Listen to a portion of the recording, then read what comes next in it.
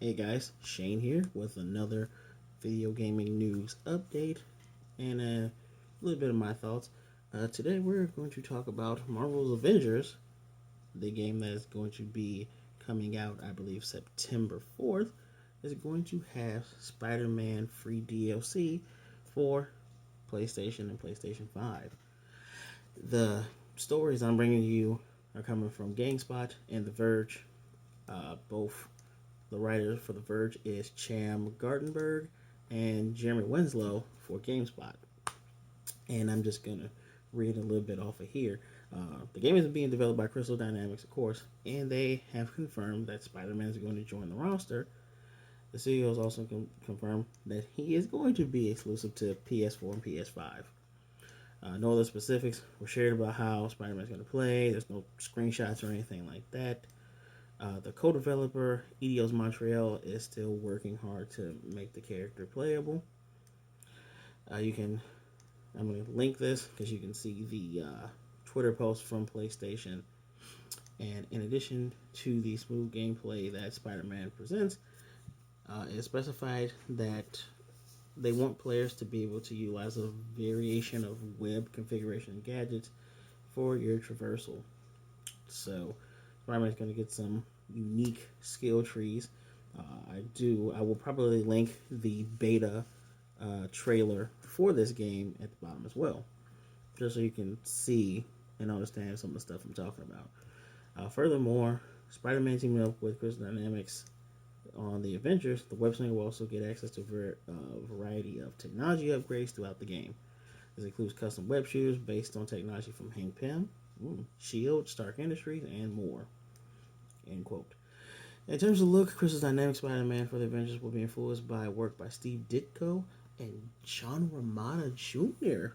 I actually skimmed over that. That's actually pretty good. Steve Ditko, he's really well known for, I hope I'm not wrong for this, really well known for his Doctor Strange images, which heavily influenced the Doctor Strange MCU movie with all the psychedelic colors and the universe and the use of the hands and things of that nature.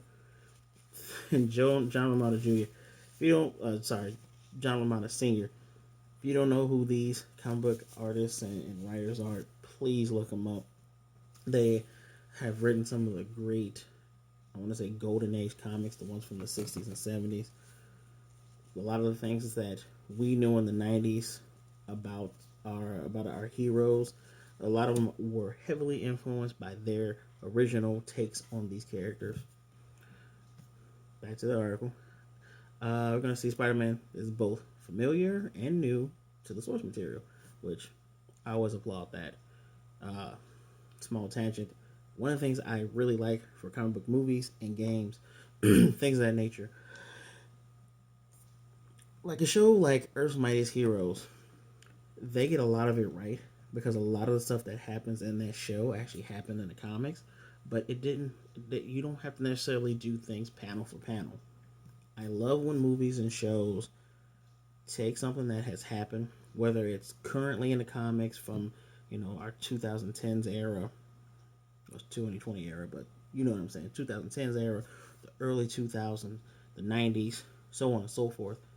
If you can take those stories and morph it to make sense, such as Ultimate Spider-Man, the show that was on Disney XD, I believe it came out 2012, and I believe it probably ended around 2016, I believe. They took the concept of Venom, didn't have an Eddie Brock, but they said Venom was created from Spider-Man and all the negativity.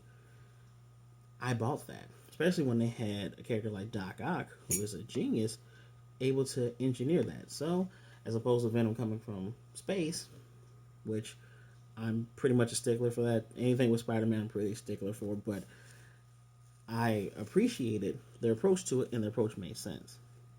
So, by all means, make your own original story. It's fine, but don't ignore where you're coming from, and please make it make sense. Small rant over. And when Spider-Man does arrive in the game, he'll be introduced by a special event and a series of unique challenges designed for Spider-Man. So that means this game is not only getting a a special character for PlayStation. It's also getting special modes for PlayStation as well. Spider-Man is the second post-launch DLC confirmed for Marvel's Avengers, but the first one made exclusive to one console family. He joins Hawkeye, and who will also accompany the Avengers sometime after the game drops this September for PC, PlayStation 4, Xbox One. Marvel's Avengers is also coming to PS5 and Xbox Series X. So, I've seen a lot of people kind of divided on this. Half of them are saying, man, it's BS. Why is this game coming out on all platforms except for the Switch? At least not right now. And why is Sony getting this? Another half is like, Sony owns everything that deals with Spider-Man. Why wouldn't he get it? Neither side is wrong and neither side is right. I have a link here, and you guys, if you saw my top 10 fighting games video, you know I'm a big fighting game fan. Might link that in the bottom too for you. One of the games that I bought day one was a game called Street Fighter Cross Tekken. And I can hear one of my friends laughing right now as I talk about Street Fighter Cross Tekken. Street Fighter Cross Tekken was a great game to play face to face. The online was garbage. And one of the worst things about the game was that it had on-disc DLC. That is a no-no. The reason why that's a no-no, in case you are not in the know, usually DLC means additional. That means that through the magic and airwaves of Wi-Fi and the internet, you make this content, you're sending it to the console, you're uploading it and making it work with the software. It's after the game is finished. The game should be a complete product and a complete package the moment the consumer purchased that game. Kind of like back in the day in the 90s when we had Street Fighter. It's full game. Street Fighter 2 was a full game. Well, shoot, we made some more stuff. Here's a completely another game, Street Fighter Turbo. Yeah, you run into the jokes about Turbo and EX plus Alpha, blah, blah, blah, blah, blah. But back in the day, before we had the wonder of the internet and Wi-Fi and high-speed dial-up and all that other stuff, you had complete packages. That is the issue with DLC being on the disc and locked away from the consumer. So that was the issue with it. But here's something a lot of people don't probably remember, because this is pretty old, and I just want to make sure I remember this was 2012. It was 2012. And this article I have for you from the PlayStation blog, March 5th, 2012. PlayStation 3 had 5 exclusive characters for that game. They had box art Mega Man, Pac-Man inside of a Mokujin robot, Taro and Kuro. You don't know who Taro and Kuro are, do you? They are Japanese mascots for Sony in Japan. Actually, Taro had shown up in the PlayStation version of Smash called PlayStation All-Stars. Played that game, you know who Taro is. And the 5th character was Infamous's Matt, I want to say, what's his name? Mark. They say Cole, but he had a first name. It was Infamous's Cole. 5 exclusive characters. This is nothing like Soul Calibur 4, where the PlayStation had Darth Vader and the Xbox had Yoda. And eventually down the line, you could buy each other's characters. So, what does all this mean, Shane? Why are you giving us so much background, so much information? It's not that Sony owns Spider-Man, because they've owned Spider-Man for a very long time. Probably for as long as many of us can remember, with the first Spider-Man movie back in the early 2000s. What makes this, what enhances all this, is that there have been games such as Ultimate Alliance. Pretty sure a lot of you remember Ultimate Alliance. If you have siblings, you probably played the heck out of this game. Ultimate Alliance was for both Xbox 360, PlayStation 2. They re-released these games on PS3 and Xbox 360, I believe. not Xbox 360. I believe Xbox One or original Xbox. I know it was on original Xbox as well. Spider-Man was on the front cover for those games for both systems, and even there was a Spider-Man game that, if you give me 2 seconds through magic, Spider-Man Web of Shadows was for both PlayStation 3 and Xbox 360, and they had different heroes depending on which version you had. I had the 360 version because I was able to play with Wolverine. I love Wolverine.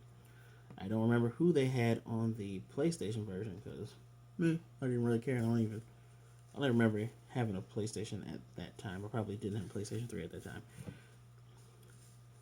Version exclusives are not anything new. As a matter of fact, if you remember, if you're a fan of Konami back in the day with Castlevania, or even the game Turtles in Time, Nintendo did not want Konami to make Turtles in Time for Sega, and they paid them to not do that. Well, Konami made Teenage Mutant Ninja Turtles Hyperstone Heist. It's literally the same game, but no time travel. Different enemies. There's completely different enemies, completely different graphics. Of course, it's a different system. And a lot of bosses are from the Turtles movies. And that's how things work. A lot of people say version exclusives make sense. We are now in a day and age where people want cross-play and people want things to be more fair.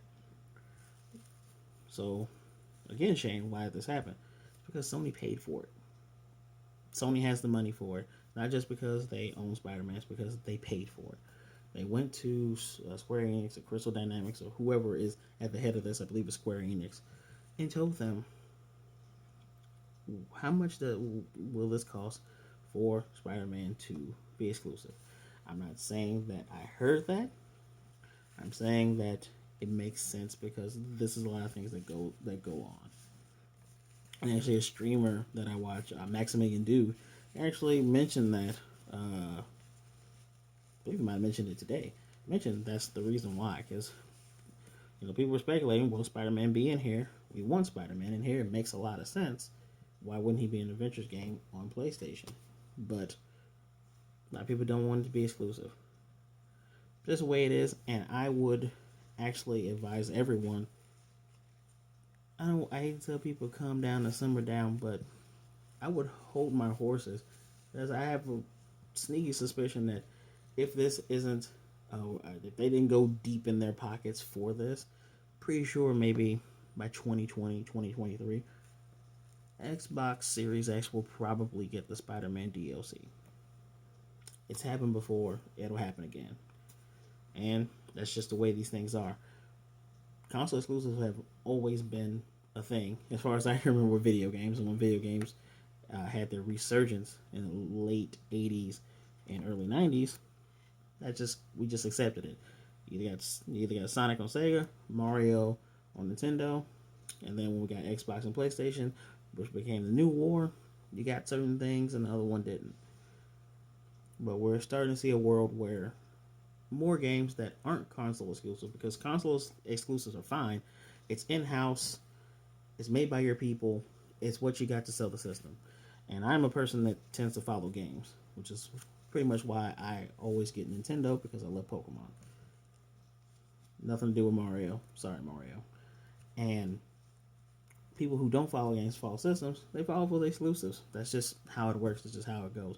But when you have a game that's multi-platform, people want everyone to have the same thing. And a lot of times, a lot of people want to play together. You got games like your Fortnite. Games like your Fortnite. Games like your Minecraft that Xbox owned the rights to all that Minecraft stuff, even on the PC. And they said, hey, we want to bridge this gap. And actually bullied Sony because they told the fans, it's not us who don't want to bridge this. It's all on Sony. And I'm pretty sure in the future, we will see more games that are multi-platform, that have crossplay, and pretty much have the same thing. But timed exclusives aren't new. They've been a thing since 2016, I believe. They're probably not going anywhere, and these people want to make money. I understand that we are all in this for entertainment, But part of the real world is money talks, and people still have to make a buck at the end of the day. So, tell me, are you going to try this beta for Marvel's Avengers?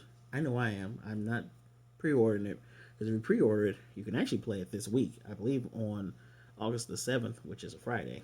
But I'm going to wait for the open one, which is August 14th. See if I can try it out and see if I actually would like to purchase this game sooner than I actually plan on it. The graphics have gotten significantly better since the E3 that they showed it last year in 2019. So, you plan on getting this game? What Avengers are you hoping to see in there? And even, you know what? Not even Avenger. What Marvel character would you like to see in this game, or would you like to play as? Let me know down below. So please, be good, be blessed, like the video. If you're not subscribed here, please subscribe, or I'm going to constantly get closer. Ring that notification bell so you can get an update on these videos, and I will definitely see you next time.